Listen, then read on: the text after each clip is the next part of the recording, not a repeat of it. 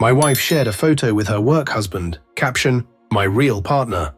I responded to the post, "Congratulations, the divorce papers are on the kitchen table." Her boss's reaction, unforgettable. Chapter 1, The Post. It was a calm evening when my phone buzzed with a Facebook notification. There it was. My wife had posted a picture, arm in arm with her work husband, and captioned it, "My real partner." My stomach sank. The likes and comments were already piling up. Friends were laughing, sprinkling heart emojis, even her mother chiming in. Finally, you found someone worthy. I didn't scream, I didn't call, I didn't even text. Instead, I hit comment and typed 11 words that would upend her world.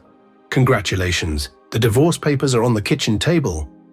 That night, the house fell silent. Sleep eluded me, but by morning when she stepped into the office, her boss had already seen it, and his reaction would change everything. Chapter 2, The Boss's Reaction. By the time my wife strutted into work, her post had become the talk of the building. She believed she looked daring, confident, walking in like a queen. But her boss was waiting, and he wasn't smiling. He called her into his office, shut the door, and slid his phone across the desk. On the screen, her post. "Care to explain this?" he asked, flat and steady. She laughed, uneasy. "Oh, that's just a joke. You know, office humor." His expression didn't change. "Not funny, not when shareholders are watching my employees represent the company online. You even tagged the company page. Do you see how this looks?" Her confidence faltered. "It's not what it seems." She started, but then came the blow. "I also spoke to your husband." He tapped the screen, revealing my comment. "Congratulations, the divorce papers are on the kitchen table." Tell me why I should keep an employee who drags her personal circus into my company's reputation.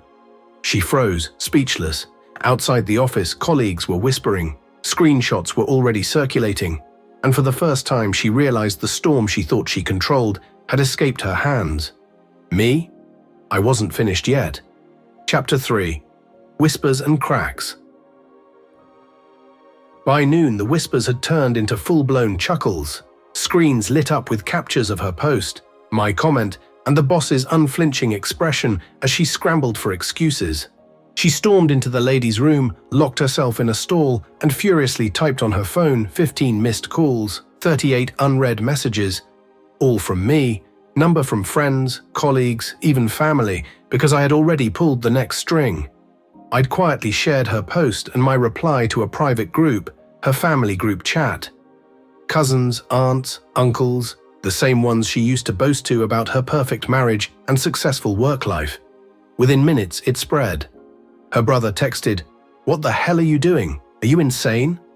Her aunt, "So you destroy your marriage and your job with one post?" The walls were closing in. By the time she emerged from the bathroom, her work husband wouldn't even look her in the eye. He'd gotten a call too from his wife. She had seen the post and she was on her way to the office. My wife's smug little empire built on lies, arrogance, and public image was now collapsing in broad daylight. And me? I hadn't lifted a finger beyond typing 12 words. Congratulations. The divorce papers are on the kitchen table. Chapter 4. When Worlds Collide. By the time her work husband's wife stormed into the office, the tension had reached a breaking point. The entire floor froze, employees whispering and peeking over cubicles like it was a live drama unfolding. The wife, eyes blazing, marched up to my wife's desk and slapped a stack of printed screenshots onto the table. "Care to explain this?" She spat, her voice shaking with fury. My wife stammered, her arrogance stripped away. "It's just a joke, a caption taken the wrong way." The other woman scoffed. "A joke? Then why did you call my husband my real partner in front of the world? Why do you text him at 2 a.m? Every head turned.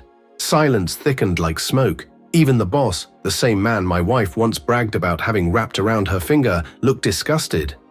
"You've embarrassed this company," he said coldly. "Take your things and go." Effective immediately, the HR rep didn't even give her a chance to argue. They handed her a box. Within minutes, she was walking the same hallway she used to strut through proudly. This time with co-workers smirking, phones raised, capturing her walk of shame. But the real collapse hadn't even started yet. When she reached home, the divorce papers were still there on the kitchen table, waiting like a final nail in the coffin. And taped to the envelope was one more thing, a printout of her own caption. My real partner. Chapter 5, The Spiral. That night my phone buzzed non-stop. First came the angry calls, then the tearful ones, finally the desperate texts. It was just office banter. You can't actually mean divorce. Please think of the children. But I didn't answer. Instead, I poured myself a drink, leaned back in my chair, and watched as her life imploded from a safe distance. By the next morning, her family knew. My mother-in-law, always so quick to defend her golden child, was now screaming into the phone, "How could you humiliate us like this?" Her friends unfollowed her faster than she could type explanations. The same co-workers who once admired her were now swapping memes of her caption, laughing at her downfall. Even her so-called work husband wasn't spared. His real wife filed for separation the very next day, citing infidelity. He moved out, leaving my wife to sift through the ruins. Then came the final crushing blow. The company filed a lawsuit for reputational harm, citing violations of workplace policy. Her once pristine reputation evaporated. She had mocked me, dismissed me, and thrown away everything for a fleeting thrill. In the end, she was the one left pleading. When she finally appeared at my door, eyes red and swollen, she whispered, "Please, I have nothing left." I met her gaze without flinching. "You wanted a real partner. Congratulations. Now you're living with the consequences." Then I shut the door. Epilogue, the final lesson. Weeks later, the divorce was finalized. The settlement? She walked away with nothing but debt, while I retained everything I had built. But the sharpest sting didn't come from me. It came from our son. One Saturday, she showed up uninvited at his soccer game, trying to act like nothing had happened. She knelt, voice trembling. "Sweetheart, it's me. Mommy." He looked at her with icy eyes and spoke words that crushed her more than any lawsuit or scandal ever could. "Mommy, my real parent doesn't post captions. He shows up." Her face drained of color.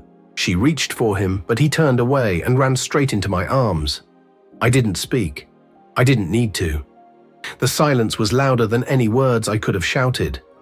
From that moment, she wasn't just the woman who lost her husband, her career, and her reputation. She was the woman who had lost her son's respect. And that was something she could never reclaim. Holding my boy close, I realized revenge wasn't merely about dismantling her life. It was about creating a better one for us. Was this revenge fully justified, or should the storm have hit even harder? Drop your verdict below. I read every single one. Hit like if justice resonates with you, and share this story with someone who needs its fire. Subscribe to Lauren's story, where betrayals don't sleep, they hunt their owners. Every shadow conceals a reckoning, every mask shatters, and every betrayal is answered. Stay sharp, stay unbroken.